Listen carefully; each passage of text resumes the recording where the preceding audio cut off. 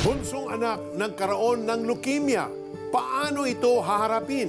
Hanggang kailan mananatili sa ganoong uri ng pamumuhay? Mahirap para sa akin dahil hindi ko alam kung gagaling ang anak ko. Ang kabuuan ng mga kwentong iyan dito lang sa The 700 Club Asia, susunod na. Napabarkada ako sa maling barkada. Ang nangyari is, nagagawa ko na yung mga bagay na ginagawa nila. Natuto ako na magnakaw mismo dun sa public place, manguha ng kwintas, sombrero, o maging hikaw. So ang tawag nila sa amin, mga snatcher. Dahil sa kahirapan, bilang kabataan noon, maraming mga gustong bilhin, lalo na may nakikita kang mga bata na nakukuha nila yung gusto nila.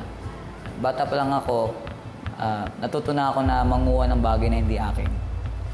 So, nagsimula yun sa pamilya ko, yung mismong aking ama, yung aking ina, pinagnanakawan ko. Pinapalabas ko na nawawala yung gamit nila, pero ang totoo, binenta ko na to para magkaroon ng sariling pera. Nung panahon na yun, dahil nga sa hirap namin, yung parents ko, yung mama ko, tsaka papa ko, nagawala sila because of misunderstanding. Kaya nangyari, ako ay nagrebelde sa pamilya ko. Una, para magkakumita ng pera, nagkakargador kami, kumuha kami para magkumita kami kahit mga barya lang. Tapos, pagdating ng mga gabi, yan na yung pagkakataon namin na mambiktima. Dumating sa part na natutunan ko yung habang magnanakaw, nawalan ka na ng awa sa tao. Isa sa mga biktima ko, isang matandang babae, isang eskinita. Siya po ay merong hikaw na gold. Alam ko na hindi niya ako kayang habulin. Maski yung hikaw niya po, wala pong awa na hinila ko po yun. Nung una po, andun yung kaba, andun yung takot na baka mahuli ako. Pero unti-unti, dahil sa routine kong ginagawa, doon na nawawala yung kaba. Meron akong nakilalang kaibigan, tapos itong kaibigan na to, in-invite niya ako sa isang youth camp na umaten. So, and then, sumama po ako, since ito ay libre. Maging po sa campsite na yon, nagawa ko din pong magnakaw. So, maganda tong camp na to kasi ang daling magnakaw. Pero that time, sinabi niya, masaya ka ba sa buhay mo? Minsan ba naisip mo sa buhay mo yung halaga ng buhay mo na meron ka? And then that time, nawala sa isip ko yung intention ko na magnakaw that time. At that time, ako yung nanakaw ng Diyos. Ako yung na-snatch ng Diyos that time. And then, yun po yung time na yun na tinanggap ko yung Panginoon sa aking puso.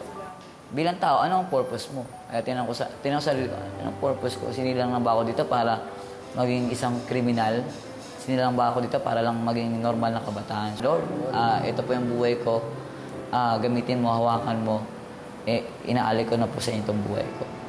At dahil naghahari na ang Panginoong Hesus sa kanyang puso, ay sinikap ni JB na mamuhay ng matuwid. Tinalikuran na niya ang mga bisyo at itinuon niya ang kanyang panahon sa pag-aaral. Naging masigasig din siya sa pagdalo sa mga gawain sa simbahan at naging tapat sa pagbabasa ng salita ng Diyos at pagdarasal. Isa sa kanyang mga panalangin ay ang mabuo ang kanyang pamilya. Dumating po yung pagkakataon na nagulat na lang ako sa isang miracle na nangyari. Muli pong bumalik yung nanay ko sa bahay. Humingi siya ng sorry, bakit po siya umalis, bakit siya naipag-iwalay. Muli po nagkaayos yung aking magulang. Nagkabalikan sila, and then na-save din po yung aking nanay at tatay at yung buong pamilya. At ngayon, tuwing linggo po, sama-sama po kami sa church dito po sa church na to. Ang mga kamay na dating gamit ni JB sa pagnanakaw ay ginagamit na niya ngayon upang ibahagi sa ibang tao ang bagong buhay na ibinigay sa kanya ng Diyos. Yun po yung 40 na pinagpukusan ko. Kaya imagine niyo po sa bilis ng kamay, tapos nag-shoot sa akin yung 40 na to, na dito ko mga gamit. But yung magic po na ginagawa namin is magic tricks. Nakapunta na po ako yun nga po, sa Pakistan, sa Cambodia, sa Thailand, sa South Africa, maging sa Amerika po. Gumamit din talaga si Lord ng mga tao para yun ay mangyari. Then nakakatawa kasi, as I share my testimony, mas lalo akong napipil yung paggamit ng Lord sa akin. Kasi doing magic alone, hindi enough yun. And dapat talaga bigyan ng praise yung Panginoon na nagbago sa akin. Amazing, not only did the Lord restore JB's life, but He restored the life of the entire family. That's right. And made them a unit again, a loving, gracious. Grabe talaga si Lord, no? Complete. That's right. Imagine what used to be his curse, yung kanyang kabilis ng kanyang kamay, ay naging blessing sa kanya, kay no? Lord. Di ba? That's how the Lord works, you know? What used to be our burden, our curse, our troubles, He can turn it around and use it, no, for our benefit and for His glory. That's what happened to JB. JB is no longer a slave to stealing and snatching. He is now a slave to Jesus. When before he used his hands to commit crime, now he uses them to spread the good news of the Lord worldwide. Di lang dito. The Bible in the book of Galatians 4 verse 7 says, "Now you are no longer a slave, but God's own child. And since you are His child, God has made you His heir." Kung gusto po ninyong maging tagapagmana ng buhay na walang hanggan, sumabay lamang po kayo sa simpleng dasal na ito. Dasalin po ninyo ito mula sa kaibuturan po ng inyong mga puso. Tayo po'y manalangin. Panginoon, Diyos, aking Ama, nakita mo ang lahat ng aking pinagdaanan, ang aking mga pagkakamali, ang aking mga kasalanan, ang aking paghihirap. Pero nauunawaan ko ngayon dahil ako'y iyong minamahal. Gusto mo akong bigyan ng bagong buhay. Gusto mo akong tanggapin at kilalanin bilang iyong anak at tagapagmana ng iyong kaharian, katabi ng iyong bugtong na anak na si Jesus. Kaya ngayong araw na ito, ako'y nagdedesisyon, patawarin mo ako, Diyos ko, sa lahat ng aking kasalanan. Tulungan mo akong magbago. Tinatanggap ko na ngayon si Jesus bilang Panginoon at tagapagligtas ng aking buhay. O Jesus, pumasok ka sa aking puso. Ikaw na ang manahan dito. Ikaw na ang mamuhay sa akin. Ikaw na ang magturo sa akin kung ano ang buhay na masagana at buhay na walang hanggan na ipinagkakaloob sa akin ng Diyos Ama. Maraming pong salamat, Panginoon, aking Ama, aking kaibigan. Maraming pong salamat sa inyong pagpapatawad at sa inyong pagmamahal. Sa ngalan ni Jesus, itong aming dalangin. Amen. Sumabay ba kayo sa pagdarasal at tinanggap si Jesus bilang iyong Diyos at tagapagligtas? Ibahagi niyo naman sa amin. Please text YES, space the 700 Club Asia at ipadala yan sa aming smart number 0949-888-8001 at sun number 0925-300-3000. If you prayed with us from the bottom of your heart and accepted Jesus as your Lord and Savior, you are now a child of God.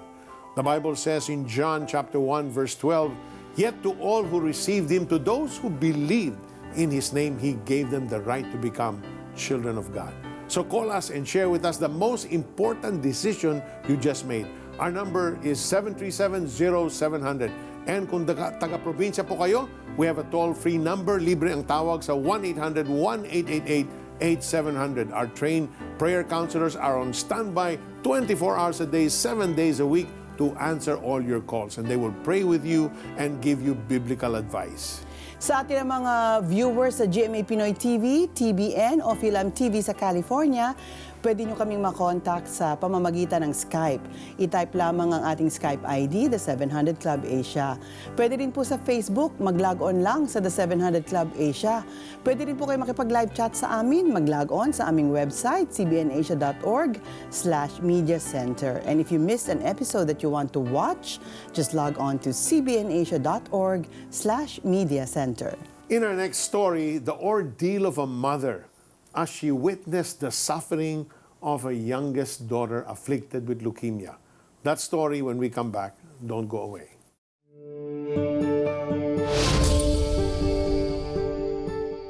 Ate, alas 12 na. Hindi ka pa ba maliligo? Mahuhuli ka na naman sa service. Magmula nang magtrabaho sa Saudi Arabia ang kanyang asawa, ibinuhos ni Marilu ang panahon sa pag-aalaga sa dalawa nilang anak. Ngunit sa pagkakasakit ng kanyang bunso, sinubok ng tadhana ang kanyang katatagan bilang ina. Halos every month nagkaka-fever siya. Tapos nagkakaroon din siya ng mga parang kuliti. Tapos medyo pale na yung skin niya. Basta ordinaryong may fever, ganon. Taong 2008 nang mapag-alamang mayroong acute lymphocytic leukemia ang kanyang anak. Nung sinibisi niya, doon nakita na may problem talaga yung blood niya. Sinasabi ng doktor noon na mahabang proseso ang gamutan at masakit sa bulsa. Bilang isang nanay, wala ang asawa, nandoon sa ibang bansa, mahirap para sa akin. Dahil hindi ko alam kung gagaling ang anak ko. Sa tulong ng asawa ni Marilu, nasustentuhan ang mga pangangailangang pinansyal sa pagpapagamot sa bata. Every week, kailangan mo ng mga 25,000. Mahirap para sitwasyon niya kasi prone siya sa infection. Una-una, mahina ang immune system. After ng chemo niya, kailangan na isolated yung lugar niya. Yun ang iniisip ko noon na kahit hirap kami, kailangan iporsige namin para lang gumaling yung anak ko. Subalit makalipas ang 3 taong gamutan, nasaid na rin ang kanilang salapi. Struggle talaga sa finances kami. May mga time noon na talagang after ng chemotherapy niya, kailangan niya i-ICU. May mga time yun na tapos na ang therapy niya, hindi pa kami nakakalabas dahil kulang yung pambayad. Sa gitna ng kanyang pagkakalugmok, inakay siya ng Diyos sa pamamagitan ng kamag-anak na nag-anyaya sa kanyang dumalo sa isang Kristiyanong pagtitipon. Nanampalataya si Marilu sa Panginoon. Sa pagsuko niya ng buhay kay Jesus, ay ipinagkatiwala na rin niya sa Diyos ang mabibigat na pasanin. Nagkaroon ng kapayapaan, sobra. Lalo na yung makarinig ka ng salita na yung mga pangako niya, ng Panginoon.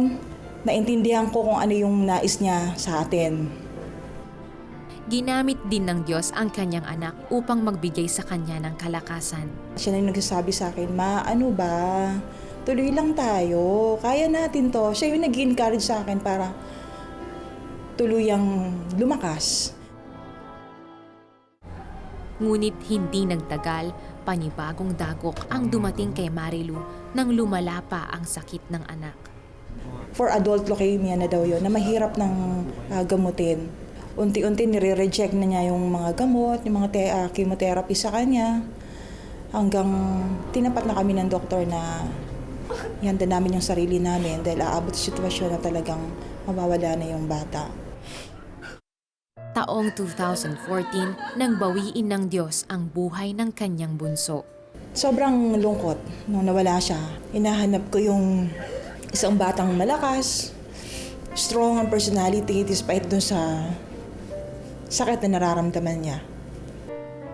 Sa kabila ng masalimuot na pangyayari, tanging sa Diyos humugot ng lakas si Marilu. Despite of all these things, I am more than a conqueror through Christ who loved me. Yun yung lagi kong oo nga, bakit nga ba ako gi-give up? Nagpatuloy si Marilu sa kanyang pananampalataya. Ngayon ay aktibo siyang ginagamit ng Diyos sa ladies ministry at kids ministry sa kanilang simbahan. Ngayon ay isang full-time mother si Marilu sa kanyang panganay na anak. Mas priority namin na ang family. Nakapag-umpisa kami ulit. Eto, nakapagpundar kami ng maliit na bahay. Napagtagumpayan namin yung problema na nangyari sa amin dahil may Diyos. May Diyos na hindi nagpapabaya. Sometimes, Kata, we don't understand. That's a question I want to ask God someday when we're face to face. Although you and I know that God is sovereign, but alam mo, your job and my job, no, when somebody will ask us to pray, it doesn't matter what he or she has. Our job is to pray. Our job is to bring that need to the Lord. And then, God decides. Yes. Because you and I can't do anything anyway for that person. Right. Maski na we can give that person all the money in the world. If God so decides to take him or her home, right, that will happen. So, His perfect will talaga will be done. But of course, it won't stop us from asking Him, and asking Him, and asking Him. That's right. Because, that's what we want. We're always for life. But in exchange for life, life eternal. So either way, panalo talaga. That's Di ba? right. But our thing is, we want them here more Lord, more years pa. That's right. And that's not bad. I mean, the Bible teaches us to pray. Ang mahirap lang siguro para sa magulang dahil yung bata syempre. mahirap sa magulang liit-liit tanggapin. lang. Oo, Parang hindi natural na mauuna ang anak Tama. kesa sa magulang. Kaya napakasakit ng pinagdaanan ni na Marilu. Pero nakita naman natin sa kwento niya, Peter, how she overcame, no? Yes. Even though she had questions, I'm sure she still has questions. Correct. And maybe God still has not answered that question, but she has this blessed assurance that she's gonna see her child someday, no? Because that child has also been freed from all the troubles in the world. God has accepted this child. God has embraced this child. And soon, someday, not naman very soon, she will also be embraced by God together with this child that she has entrusted to the Lord. God's love is unfathomable. Hindi natin maunawaan kung ganong kalalim, kung ganong kataas, kung ganong kalayo, kung ganong kalawak. Pero mahirap din natin maunawaan kung gaano ang sovereignty. Because God is still in control of everything, even our lives, And while we still have questions in our mind, which like you said, baka pag nagkita na lang tayo ng Panginoong Diyos, saka natin malalaman ng kasagutan, that's still our blessed hope. Amen. That we will still have an answer to these questions. But we know that God is good, and God does not make mistakes, and God is loving, and He is merciful. I'm glad you said that, Kata, because however way the Lord chooses to answer, He's always good. It doesn't make any dent in the goodness and integrity of God's character. Yes. Amen. And siguro you just watched this episode of this story of Marilu, and you yourself, you may be suffering from an illness right this very moment, and you've prayed. You've asked God to heal you. You believe in the words of the Bible, but still, until now, you're waiting for your healing. Hindi pa kayo nahihil. Or maybe like Marilu, you have been praying for someone dear to you, a loved one, a member of the family, a brother, a sister. Then finally, that person passed. And you're left wondering, why doesn't did God hear me? Did He not hear me? Di ba sabi ng Bible, He is Jehovah Rapha, the one who heals, our God, our healer. We may not have all the answers right now, no? And like Kata and I were talking earlier, we want to ask God someday. Pero we need to know that God is sovereign. He's talagang in charge. He's in control of everything. And He knows what's best for us. He made us, He loves us. Alam niya what's best for us. But still, we want to pray for you because we have seen many more miracles. Amen. We have seen many more answers. That's right. So really we believe that God is in the business to this day Yes. of healing. So let's pray. Our Father in heaven, we thank You for Your promises. We thank You for Your word that brings life and healing to those who need it. Those who need it right this very moment. We're reminded that You said, by Your stripes we are healed. So even now, we speak the power and the authority and the name of Jesus to that sickness and command that sickness to go, get out from your body right this moment. In the name of Jesus, receive healing, receive wholeness, be restored, be refreshed, be healthy, be revitalized in Jesus' name. In Jesus' name. Someone suffering from scoliosis, you're in severe pain, your back is so painful, the Lord is healing you instantly now. You're feeling a sensation on your spinal cord. Receive that healing in Jesus' name. Someone with myoma, the Lord is healing you. Receive that in Jesus' name. Someone who has nagkakaroon po kayo ng acid reflux. Every time you have a meal, you feel this discomfort in your stomach and you just want to throw up. The Lord is healing you permanently from that disorder. Receive that healing in the name of Jesus. There's also someone with migraines. Nagkakaroon po kayo ng migraines very often, and the Lord is just removing migraines from your system right now. Receive that healing in Jesus' name. Someone with a lump on the top of your left shoulder, and the doctors are concerned kasi matigas po siya. The Lord is healing you right this moment. It's removing that lump, that growth. It's gone in the name of Jesus. There's someone with multiple sclerosis. But God says, I will perform a miracle on your body right now, and you're receiving your healing in the name of Jesus. Just believe and receive it in Jesus' name. Meron ding taong may tumor sa kanyang brain, at ikaw ay takot na ito ay mauwi sa iyong kamatayan. Pero ang sabi ng Panginoong Diyos, ikaw ay pinagagaling ko, tinutunaw ko ngayon ang tumor sa iyong utak at ikaw ay gagaling. Hindi ito uuwi sa iyong kamatayan. Maniwala ka lamang, tanggapin mo ang iyong kagalingan. There is a supernatural anointing right now that is flowing from heaven for all those who are believing for their healing, for whatever illnesses that you have. In the name of Jesus, receive your healing right now. Just trust in the name of the Lord and declare that you have been healed by the stripes that Jesus bore on the cross, and by the blood that He has shed, you have been healed in Jesus' name. Amen. Takot na takot ako. Kasi any moment, pwede kong mawala sa mga anak ko. Yung prayers talaga ng mga taga 700 Club nakatulong. Natutuklap na siya. Yung doktor ang nagsabi sa akin na malaking milagro yung nangyari sa'yo. Totoo ngang walang imposible sa Panginoon. Ibahagi nyo naman sa amin kung kayo'y sumabay rin at naranasan ang kagalingang galing sa Panginoon. Pwede nyong i-text ang aming smart number 0949-888-8001 at Sun 0925-300-3000 o mag-post sa aming Facebook wall, The 700 Club Asia. Maraming kwento ng kabayanihan, katatagan, kagitingan at kasipagan ng ating mga OFW sa buong mundo. Ngayon na ang tamang panahon upang ibahagi ito dahil magsisimula na ang Huwarang OFW 2018. Maaari na kayong magsumite ng inyong mga kwento, magbigay ng inyong patotoo at ipadala ito sa huwarangofw@cbnasia.org.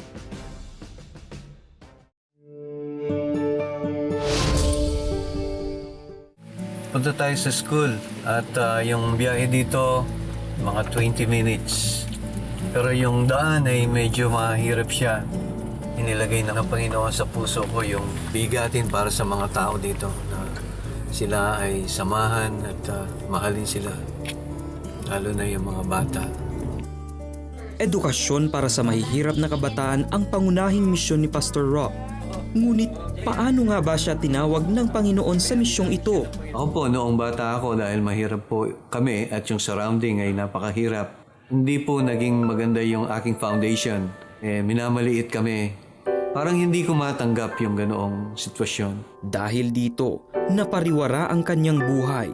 Dahil sa ganoong kalagayan, naghahanap ako ng acceptance. So, kung ano yung ginagawa ng mga kaibigan ko, mga kabarkada ko, ginagawa ko na rin. Naging sugarol ako na manginginom, dumudurog ng marijuana, ganoon din sa sabong.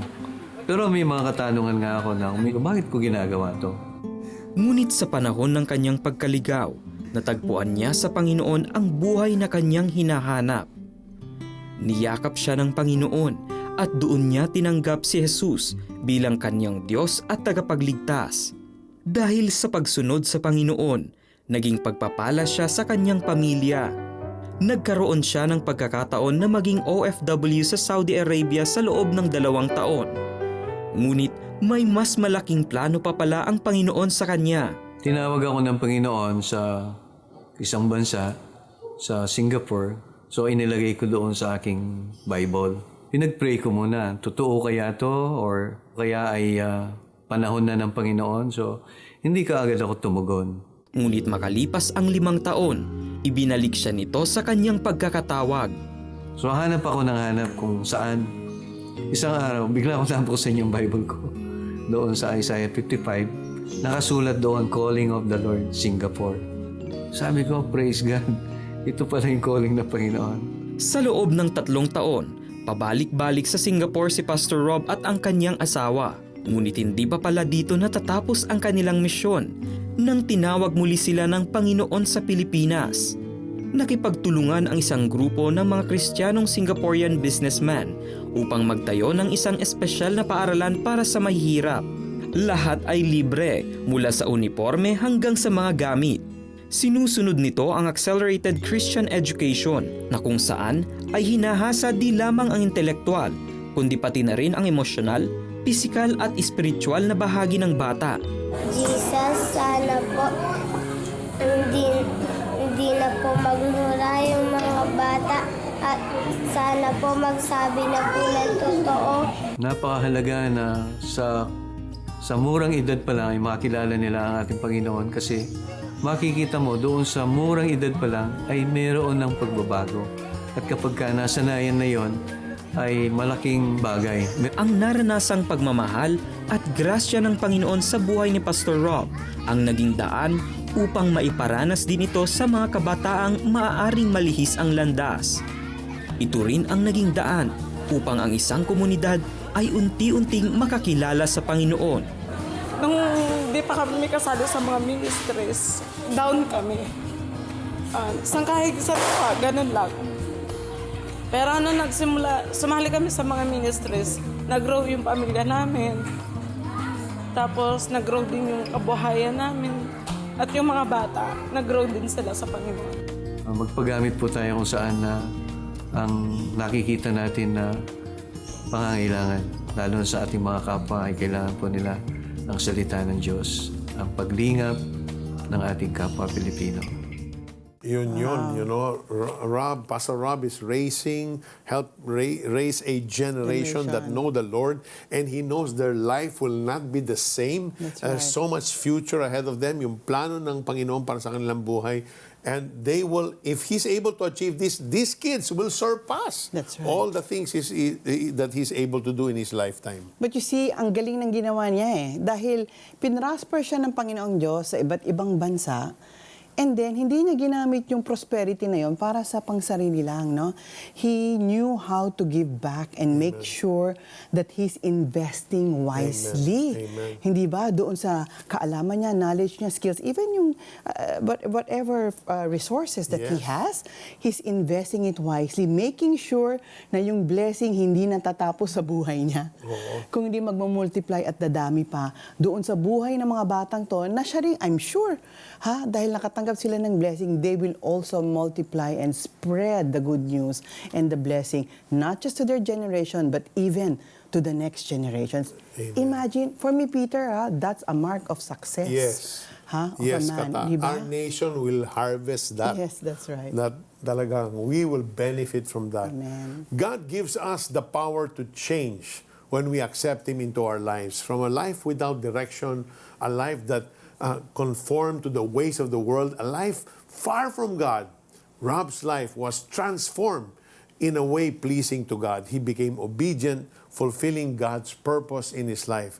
That's of saving children of poor families from leading a wayward life as he did in his younger years. The Bible tells us in Romans 6, verse 6, "For we know that our old self was crucified with him, so that the body of sin might be done away with, that we should no longer be slaves to sin." At sa atin pong wikang Tagalog, alam natin na ang dati nating pagkatao ay ipinakong kasama niya upang mamatay ang makasalanang katawan at nang hindi na tayo maaalipin pa ng kasalanan. If we have Christ in our lives, we can enjoy a new life that is pleasing with God. Our evil desires, our bondage to sin, died with Him on the cross, never to be resurrected again. Thank you all for watching. We hope that you have been inspired and given hope, renewed hope, that is, by all the stories we featured on the show. God bless you more and more. Love the Word, live the Word. Ngayong Martes, dahil sa 10,000 piso, negosyante naging milyonaryo. Alamin kung paano. actress Angelo De Leon sa kanyang showbiz love and unforgettable birthday. I just said, pagod na ako.